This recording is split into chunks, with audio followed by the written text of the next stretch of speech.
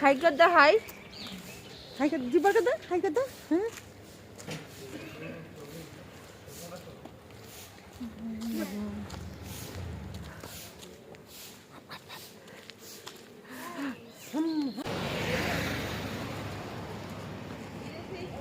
রাজস্থানে হাওয়া মহল টাইপের কালারটা দেখো। রাজস্থানের ঘরগুলো এরকম কালার হয়।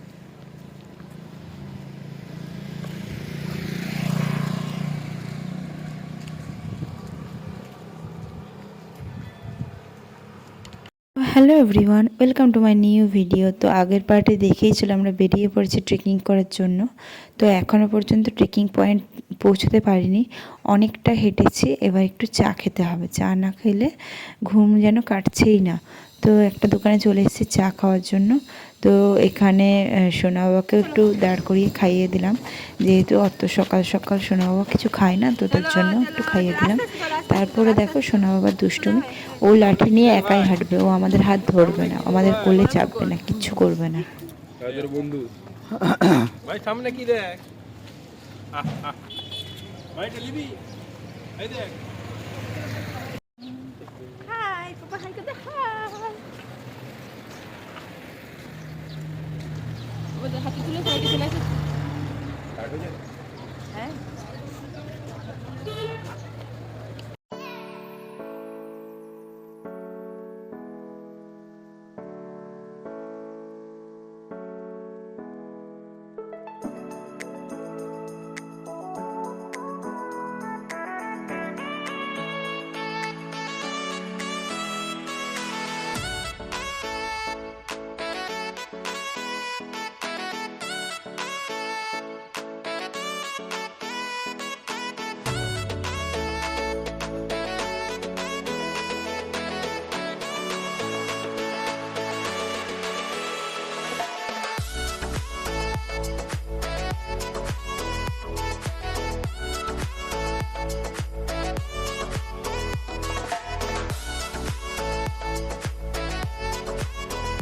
এই দেখো এতক্ষণ হাঁটার পরে এই ট্রেকিং পয়েন্ট থেকে ট্রেকিং স্টার্ট করলাম।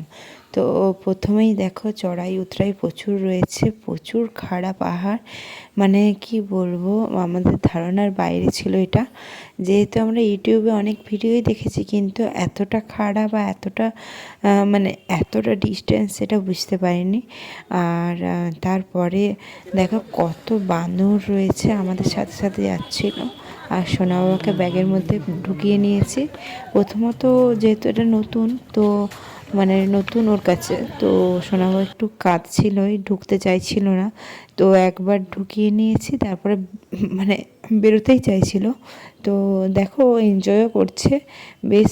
আর বেরোনোর পর আর ঢুকতে চাইছিল না, তো কিছুক্ষণ পর আবার যখন ঢোকানো হয়েছিল তখন খুশি খুশি ঢুকে গেছিলো। আমরা এই জার্নি স্টার্ট করলাম, কিন্তু দেখো আমরা যে হেঁটে এসেছি পেছনের রাস্তাটা কতটা নিচু, মানে আমরা ভাবো কতটা মানে খারাপ পথ দিয়ে হাঁটছি। আর এই বাইকগুলো দেখো হুস হুস করে পেরিয়ে যাচ্ছে ওই পথ দিয়ে। তো ওই বাইকের জন্য অনেকটা লেট হয়, যেহেতু সাইডে বাইক, তারপর ডলি, এগুলো সব মানে গেলে না অনেকটাই লেট হয়ে যায়। তো দেখো এবার সোনা বাবাকে ওর পাপা নিয়ে নিয়েছে, আর আমি একটু ভিডিওটাকে ফাস্ট ফরওয়ার্ড করে দিচ্ছি, কারণ না হলে আমার অনেকক্ষণ টাইম লেগে যাবে, আর বেশি পার্টও করতে হবে না যদি ফাস্ট করে দিই। তো তোমরা অবশ্যই কমেন্ট করে জানিও তোমরা পরেশনাথ কখনো গেছো কি না, আর যদি গিয়ে থাকো তো তোমাদের এক্সপিরিয়েন্সটাও আমাকে অবশ্যই কমেন্ট করে জানিও।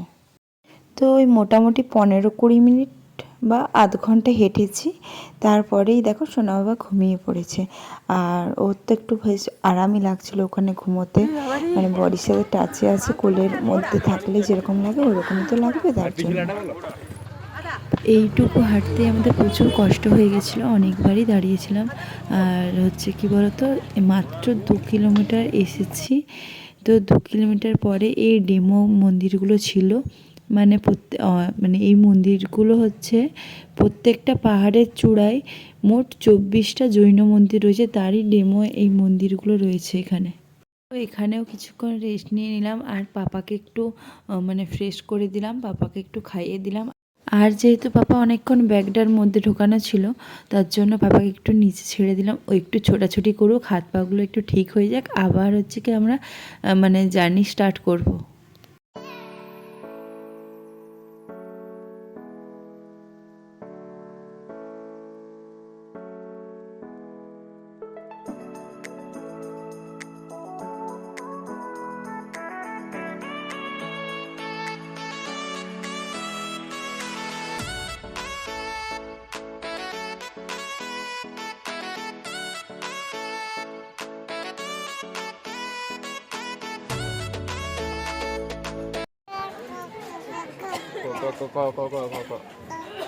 কোকো ঠেস দি দাও বাবা, ঠেস দি দাও। এই জায়গায় বকে দে কুকুরগুলোকে বকে দে। ভেউকে বকে দে। হ্যাঁ চ। এ ভাই গেলে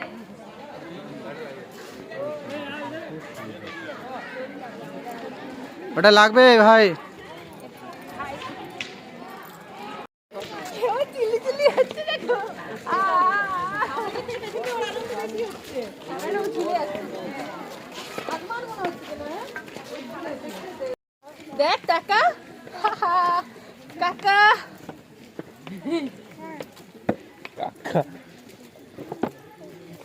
এখানে ছোট হনু দেখাচ্ছে একটা, পেছন দিকে দেখা। ওর এটাই বলেছে ভালো আছে, মাথাকে ঠেস দিয়ে হাঁটছে তো, আর ওটা মুখের কাছে ছিল। পাপা বলো, বাবা বাবা কোথায় গেছে?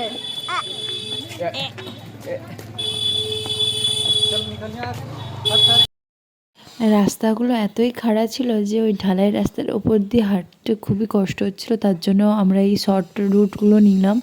জঙ্গলের মধ্যে মধ্যে দিয়ে যে শর্ট রুটগুলো হয়ে মানে নিচ্ছে মানুষজন, সেটাই রাস্তা হয়ে গেছে এখন রেগুলারের। এটা বরঞ্চ অনেকটা পথ একসাথে পেরোনো যাচ্ছে, তো আমরাও ফাইনালি সেই পথ ধরেই এগোচ্ছি। দেখো কতটা নিচ থেকে আমরা উপরে উঠছি। আর কি বলতো, একটু ওঠার পরই প্রচণ্ড রোদ উঠে যেতে প্রচণ্ড গরম লাগছে। তো আমি হালকা পাতলা পরেছিলাম বলে ওটা ব্যাগে ঢুকানো গেছে, তো ওদের জ্যাকেটগুলো তো আর ব্যাগে ঢোকানো সম্ভব নয়, তো ওরা গায়েই রেখে দিয়েছে।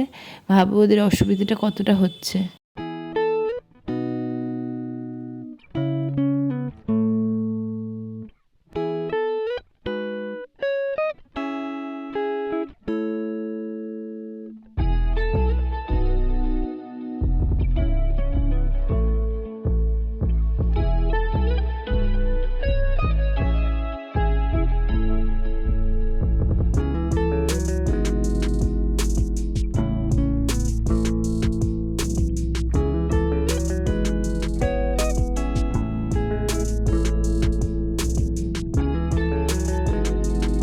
তো এই জৈনদের এই 24 জন তীর্থঙ্করের মধ্যে টোটাল 20 জন তীর্থঙ্কর এই পার্শ্বনাথ পাহাড়গুলিতে মধ্যে নির্মাণ লাভ করেছিলেন। তো প্রতিটি তীর্থঙ্করের জন্য প্রত্যেকটি পাহাড়ের চূড়ায় একটি করে মন্দির প্রতিষ্ঠিত হয়েছে। তো মানে অনেক ক্ষেত্রে এটা মগধ রাজা বিম্বিসার দ্বারা নির্মিত বলেও প্রচলিত রয়েছে। তো যাই হোক, আমরা দেখো কথা বলতে বলতে অনেক দূর পৌঁছে গেছি, এখনও প্রায় অনেকটা রাস্তাই বাকি। তো তোমরা কন্টিনিউ ভিডিওটা দেখতে থাকো।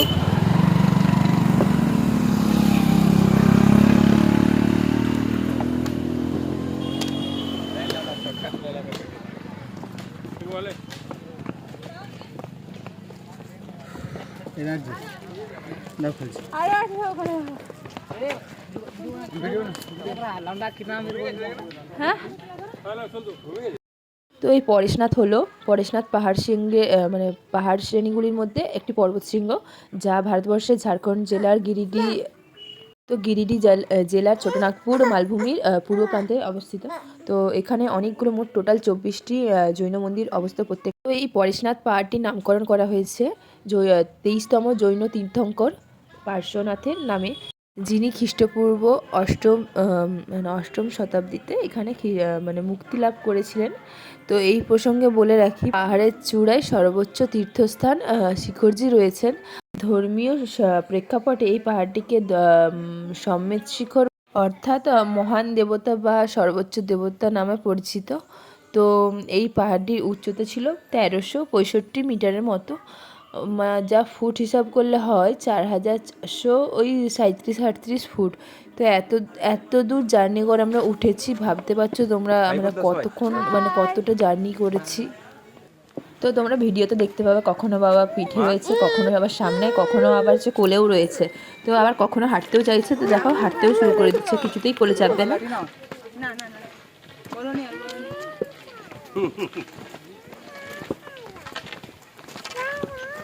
পাপা বাবা বল হর হর মহাদেব বললো পাপা হাই কর দাও। দেখা যায়নি, শুধু বাদরের মধ্যে দুটো পা ঝুলছে।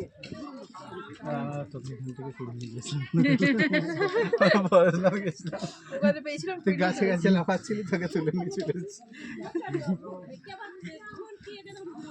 আমরা আবার একটু দাঁড়িয়ে রেস্ট নিয়ে নিচ্ছিলাম অনেকটা আসার পর। দেখতে পাচ্ছ কতটা মানে খাড়া রাস্তাটা। তো এবার চলো আবার উঠা যাক, দেখা যায় কখন পৌঁছোই। তো এখানে ভাই একটু ভিডিও করে নিচ্ছি ও সবার কাজে আমরা। আর দেখো রাস্তাটা দেখো, পেছন দিক থেকে যেটা উঠছি কতটা নিচু দেখো, আর আমরা কোথায় উঠেছি দেখো। তো লাস্টের দিকে তো আমাদের পা চলছিল না বললেই চলে, মনে হচ্ছে না আর যাই বলে, কিন্তু এতটা আসার পর আর ফিরে যেতেও ইচ্ছে করছিল না। তো আমরা একটুক্ষণ ছাড়াই দাঁড়াচ্ছিলাম। এই যে এখানে একটা ইলেকট্রল পাউডার গুলে নিয়েছিলাম, ওটা একটু সবাই মিলে খেয়ে নিচ্ছিলাম যাতে এনার্জিটা আসে। তো এখানে একটা ঝর্ণা দেখতে পেয়েছিলাম, ঝর্ণাটা দেখো মানে জল খুব কম বললেই চলে, এই পাহাড়টাতে না জলের খুব অভাব। তো এখানে জল মানে যেটা 20 টাকা বোতল জল লিটার, সেটাও এখানে 30 টাকা 40 টাকা কোথাও 50 টাকা এভাবে বিক্রি করছিল। তো এই পাহাড়ে বলছে জল পাওয়া খুব কষ্টের, সব নিচ থেকে আনতে হয়। যেহেতু জল কিনছে আবার আগের বোতলটা ফেলে দিচ্ছে, দেখো এই ঝর্ণার জলের কত বোতল জমা হয়েছে, মানে জল তো নেই শুধু বোতল দেখা যাচ্ছে। আমরা মানে একটা হাসাহাসি করছি, যে দেখো কি নোংরা করে রেখেছে, প্রাকৃতিক সৌন্দর্যটাকে নষ্ট করে দিচ্ছে পুরো। আর আবার চলতে শুরু করলাম, সেই খারাপ পথ, সেই শর্ট রুট, সেই মানে লাঠি ধরে ধরে হাঁটা। তো তোমরাও কন্টিনিউ ভিডিওটা দেখতে থাকো।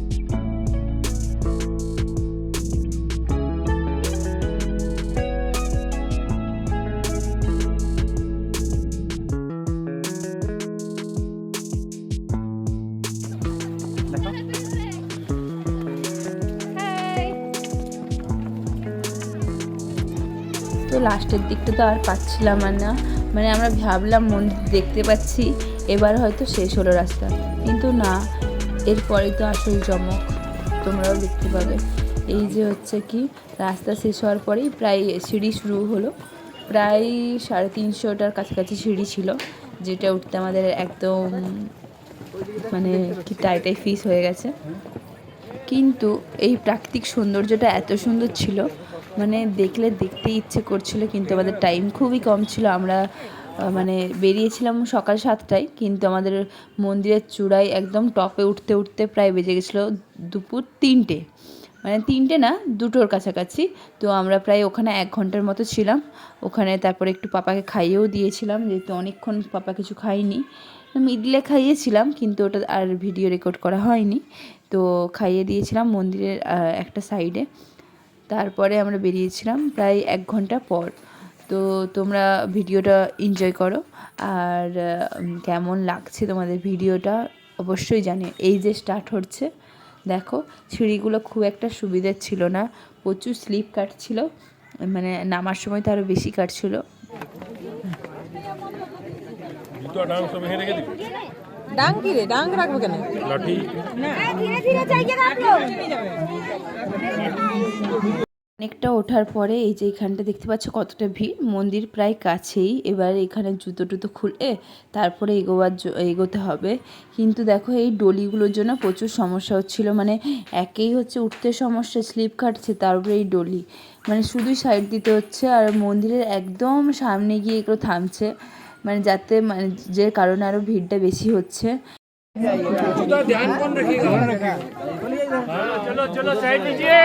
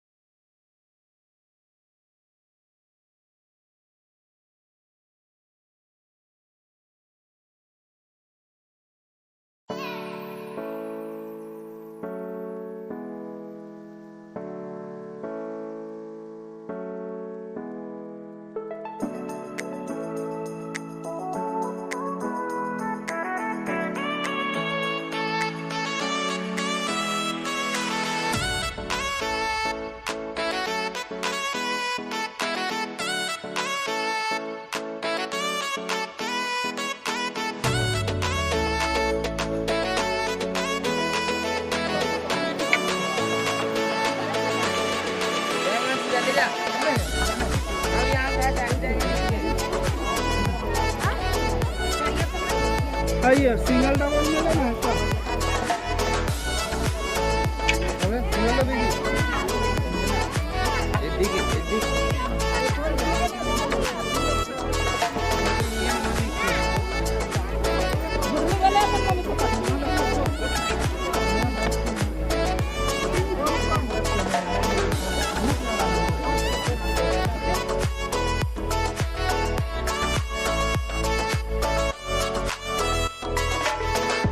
দেখো এই যে মন্দিরের দরজাটা পুরোটা রূপোর তৈরি, যেহেতু মন্দিরের ভেতরে ভিডিও করা অ্যালাউ ছিল না তো করিনি।